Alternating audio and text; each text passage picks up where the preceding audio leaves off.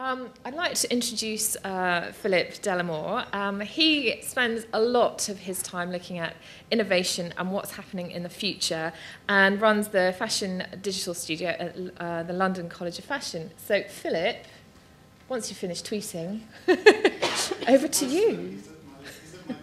Oh, the postman's like, okay, do you want to finish? I can fill. Philip Delamore. Thank you. Thanks very much for the introduction. Nice to be here today, and welcome everyone. Just to give you a sort of brief intro, my background. So I come from a fashion design background. I ran a women's wear company for 10 years in the 90s. I then moved into education. Over the last 10 years have developed and run what is now called the Fashion Digital Studio, which is based in London College of Fashion. And it's really a studio that looks at what the future of fashion might be in 10, 20 years' time. And we're a team of 12 people drawn from lots of different disciplines. So I've got guys who've come from fashion, who've got fashion backgrounds, but also people who've come from computer science, guys who come from film post-production, guys who come from web development. And also, now we're beginning to look at some of the things like the sort of data structures and things which are going to underpin a lot of the technologies that are going to come. So heavy stuff like metadata and semantic web, and we'll talk a little bit about this. So I thought today I'd just try and give you a sort of brief intro to some of the things that I think are interesting in terms of technologies that are disrupting fashion. So I'm going to give you my top 10. And always good to start with a bit of a provocation, especially at an enterprising fashion day.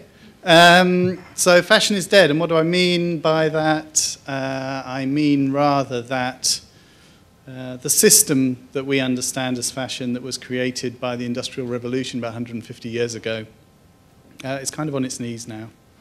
And that was an industry developed by the Industrial Revolution, which was based around a mass manufacturing model.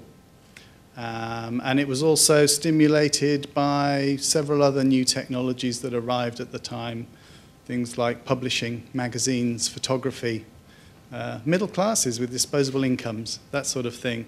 And over the last 100, 150 years, that system has grown and developed and mutated, we could say, to a fashion system that we find ourselves in now. Something where we have, a high street model of fast fashion, which is turning over 12 seasons a year, and a designer fashion system that still works on that principle of 2 seasons a year, although it's trying to catch up by putting in lots of cruise collections and other collections in between. But it's very tough. And we sort of find ourselves in a situation where fashion has come from a very closed, elitist, you could say, system to something that's now being kind of burst open by the digital revolution, fashion 2.0 or even fashion 3.0 that we're beginning to see. So, what's happened to publishing is things like blogging. What's happened to photography is things like live streaming. So that closed system is beginning to open up, and out of this sort of black hole is coming a whole lot of new opportunities, I would say, around what fashion is. And fashion is about how we convey our identity, about how we talk about ourselves as individuals in society, how we reflect what our culture is about. And that's changing radically. And technology is one of the things that's doing that, and a lot of it is to do with these, these devices packed with sensors and all sorts of things that we carry with us and look at constantly. I'd also say that, we're beginning to see a separation between what people are interested in terms of the complexity of our lives and seeking simplicity, and moving back into more tangible experiences as a way to counter the complexity of our lives in terms of what technology is delivering. And I think some of the other speakers you're going to hear today are going to talk about slow fashion and sustainability and localized production. So, you know, we're really in a place where everything and anything is possible. So a couple of things I'd like to introduce you to. First, the multiverse. This is a concept which came from superstring theory in physics, and this is about the idea of many different parallel universes coexisting. If anyone's seen the Family Guy episode, then it's a bit like that as well. So what are we talking about? Well, the multiverse described by Joe Pine in his book Infinite Possibilities, and it's a great book, well worth a read, talks about this idea of how the materiality of things is changing through digital. So we're kind of used to existing in this place up here on the right, the thing of the physical world of atoms, of time, and of space, and that's where, you know, fashion traditionally has come from. It's about things that we consume in the real world. But now we're beginning to see fashion move into these other realms. And that's really as a result of what's happened in other industries, in media, in music, where we've moved into spaces like no time. So look at something like YouTube, user-generated content that's sitting on a server waiting for us to download it and experience it at any time. What about the virtual world? So we can think of people beginning to produce virtual clothes, virtual products. There are marketplaces. If anyone remembers Second Life, was anyone in Second Life here? Hands up. Yeah, you see, great. You know, there were millionaires made in Second Life producing virtual goods and selling them to people. You know, the emperor's new clothes. And again, I think, you know, that's something we'll see more of. Particularly in the world of games and things like that, where the assets that we're used to having in the real world have value in other domains, in other worlds as well. Fashion's peculiar in the sense that, you know, we can't consume it in the world that we live in without translating between this world of bits, of data, and atoms. And that's really where I think the challenge is for you in terms of how we create, consume, or prosume as we perhaps become co-authors of products in the future. This move between the two, how can we understand the relationship between the physical and the virtual worlds that will probably exist? Some companies are beginning to look at some of these ideas and begin to change the model of what fashion is. And you know, as a young designer, I remember, you know, in the late 80s and early 90s, it's really hard. At that time, you know, there was no internet. There were no internet shops.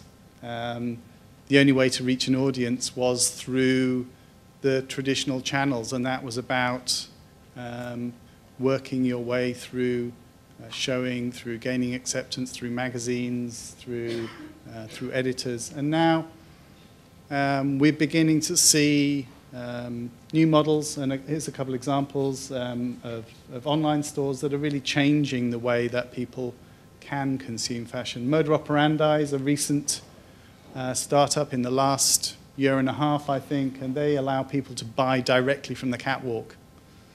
So for designers, this is great. This means that the cash flow crisis that we're used to as a startup has a potential to be changed. So what Moda Operandi do is they go in, they shoot the catwalk looks the day after the show. They go onto their website and people can shop those looks directly. So the designer, again, is connecting to their consumer. They're understanding what their consumer's interested in. They're getting upfront 50% of the production, so that's all of their production costs taken care of. And then they're delivering during the usual cycle, 3 months. So the customer's getting something ahead of season, and everyone's a winner. Avenue 32 is another good example of something which is allowing designers to create their own spaces on a site, their own shop fronts on a site, where they can curate their own collection. So again, this filtering that we're used to of the buyer and the wholesaler and the retailer is moving away, so people can buy directly from a curated selection that the designer would like you to have. So we're beginning to see these models change, and this is great for fashion, because this means that the designer is being connected much more directly with their customer again. And this is something we've lost, through the years of offshoring and of global production and supply chains. We've seen a big kind of disconnect between what the consumer, the customer is, and the designer. So here's my top 10 disruptive technologies, tools, applications that I think are really interesting, and things that have changed the way we create, produce, and consume fashion. So the first thing really is mobile and its applications. And what this really stands for is the democratization of technology. So what used to be the preserve of the academy and big business is now available to you on your phone. Great examples of people who can create a music track on a mobile phone, publish it, and distribute it. This isn't quite there in fashion, but we can see models of this happening in other areas of product design, 3D design, where tools, free tools for designers are now becoming available. And I think this is something that's going to increasingly move into the world of fashion. So again, another challenge. We need better tools for designers. At the moment, the challenge for anyone in fashion is, how do you get your product into that digital world? It works very well in retail, but at a designer level, how do you get your product digital? This is a great example. This is Continuum Fashion, some coders from the States, and what they've done is they've created an app that allows you to just sketch in 2D on a mobile tablet, and it produces an abstract 3D garment which you can then hit buy and they'll produce for you. So it's made up of a whole series of different polygons, and you can push and pull them around and create your own dress, and then they'll make it for you directly.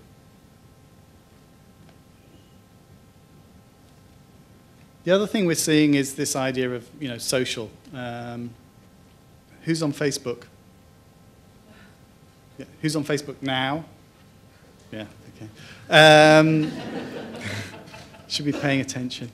We're beginning to move into this area of social shopping. So, there's a plethora of things out there. What we're really interested in is things that we trust, things that we want to be recommended. Actually, interestingly, when we started looking at this, we thought, everyone's going to want to press a like button and share everything with all their friends, but that's not really true. What tends to happen is people want to share with very small groups of people, but those groups of people tend to be networked. So we're beginning to see, again, this idea of a feedback mechanism in fashion, so we can actually understand a little bit about what our consumers are interested in. And if you think back to what the original model of fashion was pre the Industrial Revolution, everyone went to their tailor or went to their dressmaker. There was a conversation. They would choose the fabrics. Things would be fitted and made to their individual tastes. Now we're beginning to see some of these kind of feedback mechanisms introduced. This is an example from Marc Jacobs, who actually taking notice of their Twitter feed and feeding that back into their policy. This is particularly on sizing, so people wanted bigger sizes, and they listened to their audience. So that idea of an audience response is, I think, something that's increasingly very interesting for people. We're also seeing quite interesting models. ModCloth is another company in the States that asks their customers to be the buyer. So what they do is they put up their samples onto the website, and people vote on the ones that they like, and then based on the popularity, those are the ones that then go into production.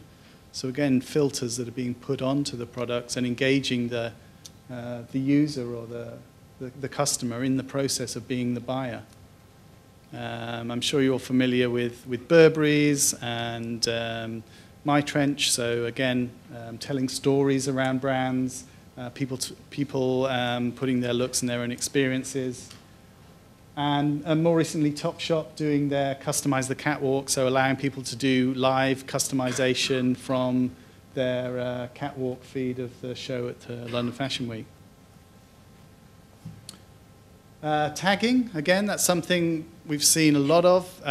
Visual tagging, QR codes, but really it's about how we link physical products, things in the world to the web, to the world of digital, so that people can find them.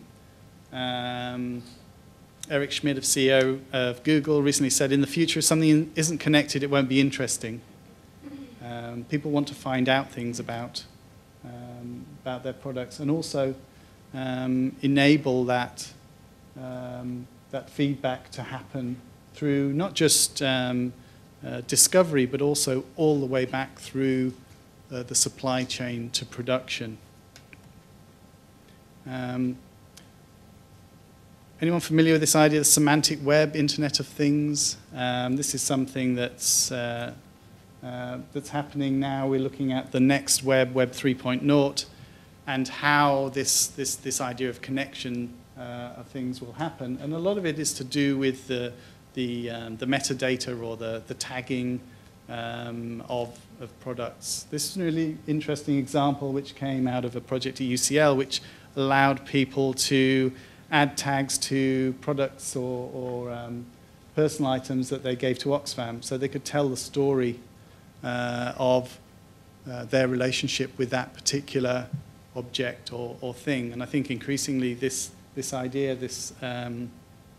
of provenance and transparency is something that's going to be very important to people. People want to know where things have come from, how they've been produced, are they authentic, is it the real thing, and the way that we tag and produce products will be something that becomes increasingly important. Augmented reality, again, is something that fits into this, so this idea of adding a layer of data or other ways of connecting to things, whether it be allowing you to virtually try on something. I don't know if anyone's played with some of these systems. Some of them are pretty ropey, kind of 2D cutouts and things like that. But, you know, it's not going to be long before we're going to see very good, high-quality 3D virtual try-ons. We'll be doing that in our homes, possibly through our Xbox Kinect or whatever is going to be picking up our body shape and size. And these are going to be important things because they're going to allow us to look at things and be much more selective as we increasingly shop online. You know, 10% of all internet purchases are for fashion now online, and there's a huge problem with that because we don't get to try things on. So how do we know whether they're going to fit us or not? And the size and the fit issue, something Catherine and I were talking about earlier, is a big problem. At the moment, if you're an online-only retailer like Net-a-Porter, you've got lots of margin, 60%, so you can afford to do all the free shipping back and forth. But in terms of your corporate social responsibility and all of those other things, your carbon footprint's going to be very big. So it's something that that's an important factor that really needs to be taken account of. Another thing we're seeing increasingly is this sort of link between fashion and games. And I can do a shameless plug now for a fashion and games workshop we're doing in Belgium in December, and hopefully a follow-up in London Fashion Week, where we're looking at the connection between fashion and games. And I think this is really about telling stories. And in games, that's something that we're increasingly used to, engaging with a narrative, having epic wins, all of that sort of thing, which allow us to feel more part of a community. And this is something that I think applies to fashion as well. We've seen, the kind of location-based things like Foursquare. We've seen things like Stardoll, which are more of a tween fashion experience. Makey World is another good example of how potentially fashion and games are beginning to make those connections. And it's not just about gameplay, but also about the way we see and communicate fashion. Increasingly the kind of gaming capabilities we have on our laptops allow us to see really high resolution, high quality, detailed textures, fabrics, things like that. And so increasingly that connection, I think, is going to be an important one. Curation as well, I think, is something that's becoming increasingly important to us in terms of trust and content that we want to follow. There's a whole lot of stuff out there now. And actually finding the stuff that you want is becoming increasingly difficult. So I think more and more we're going to be looking for curators of content, whether they be bloggers or brands or whatever. And again, I think that idea of a brand, or the notion of what a brand is, might become inverted, so that actually the individual will become a brand. You are all going to become brands. People will follow you and the kind of content that you're producing, and they'll be looking to you to be an authority in an area that you have an interest in. We're also already seeing that through a lot of the sort of sites like Pinterest and Polyvore and Caboodle and all those sorts of things, where people are putting together things that they like. We're also seeing that curation in terms of the way that things are retailed to us. So companies like Farfetch and Imagine Fashion are allowing us to shop different high streets. So Farfetch will collect selections from stores around the world for you to shop. Imagine Fashion allows you to go and shop windows in different countries. So you can actually look at, in this example is L'Eclaireur, which is a really great fashion store in Paris. You can go and look at their shop window and you can click through those products to buy. So again, this is how we're curating or aggregating those kind of content. How am I doing for time? So. I'm nearly there. Data, big and beautiful. So this is something as well that we're particularly interested in, as we're beginning to see a lot of data about products being used to select and push things to us, but also the way that data is being visualized. So we're beginning to see fantastic and beautiful data visualization, which allows us to better navigate through the world and things that we're interested in. Can't really see that very well, can you? This was the Google Radiohead collaboration that they did for the House of Cards video, which was the 3D scan of Tom York, which allowed you to go online and actually interact with that live in the music video. And of course, none of the videos are transferred over when I did my USB, so we'll skip on. Here's another really great example of a sizing app. Has anyone seen this? This has been quite widely publicized recently. And again, this was Anna Powell-Smith, thank you very much. She came in to see us the other week and talked to us about this. And again, this was just a personal project that she did, where she went and she collected, or rather scraped, all of the sizing data from a bunch of retailers and stores, and it allowed you to put in your own measurements, so bust, waist, and hips, and then it would show you on a curve whereabouts you were within any particular store's sizing. So again, just ways of visualizing how you might find your size in different stores, but a great example nonetheless. One of my pets, so fabbing, 3D printing, rapid prototyping, whatever you want to call it, the kind of thing that made Georgie, Makey doll over there.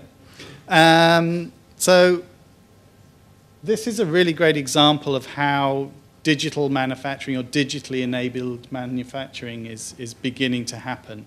There's been quite a big buzz about it everywhere recently, and it's one of the technologies that I think is going to be a defining technology of this century. So it's how we take those bits and turn it into atoms. At the moment for fashion, it's a bit tough. We can't quite 3D print clothes yet, although we've been having a good go. But what we can 3D print is other kinds of objects and things. So, and it also allows us to take this idea of virtualizing that whole supply chain. So companies like Shapeways, anyone familiar with Shapeways? Originally came out of Philips in Holland. It's an online 3D printing service. So you can upload your designs, you can choose a material, they 3D print it and ship it to you. Again, it's this idea of the sort of factories going into the cloud. Yeah.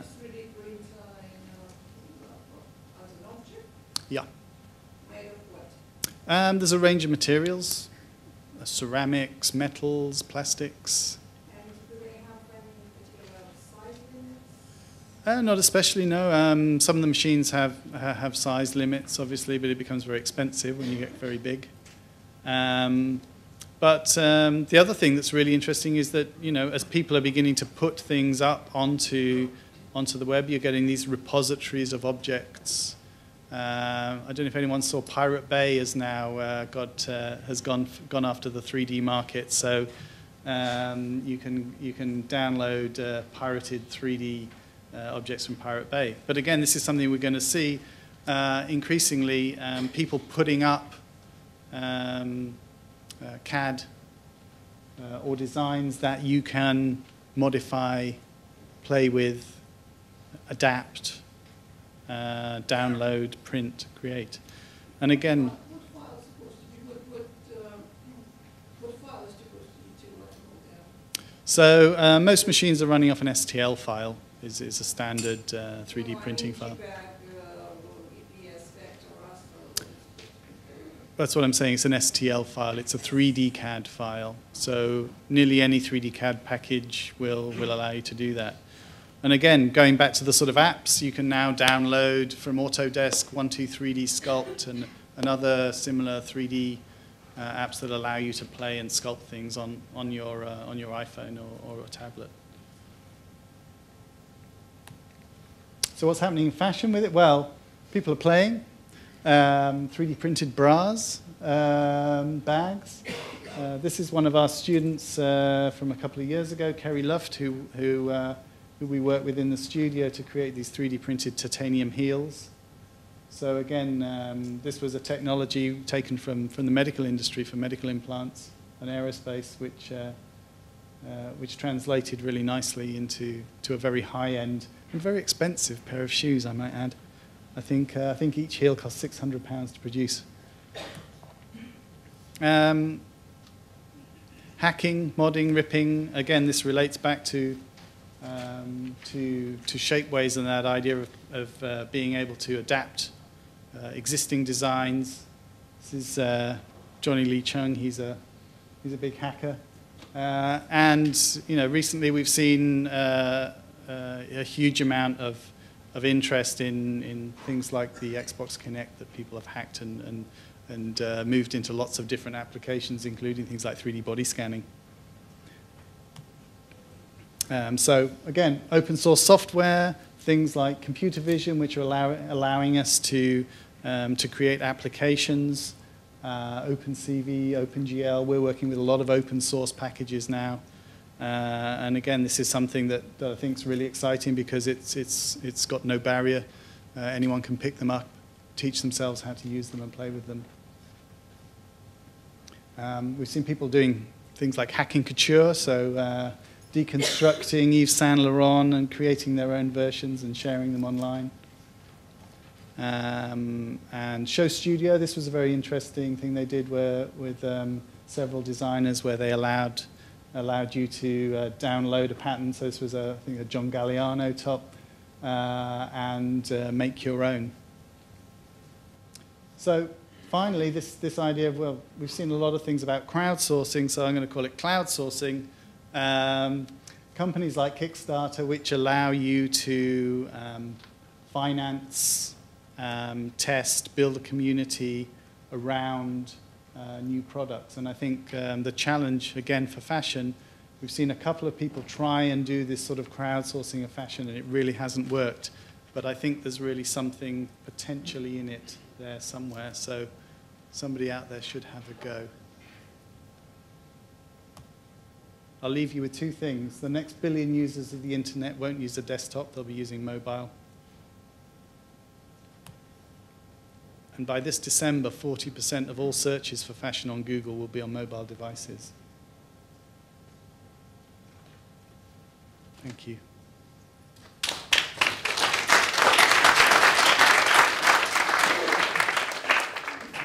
Now you see the point of my co-host. That's not a microphone. It's not a microphone.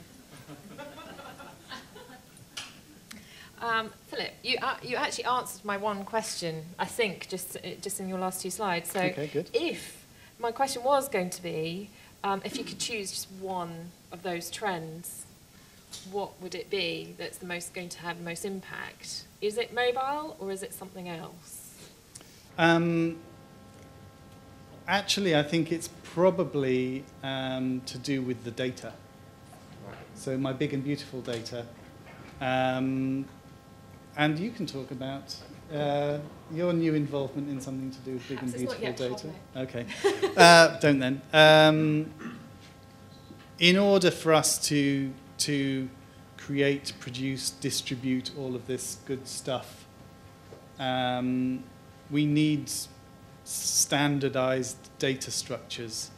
The things that have happened in, for example, fast-moving consumer goods, pharmaceuticals, media, things like MPEG, USB, those kind of things have enabled, the industry to really connect and move forward.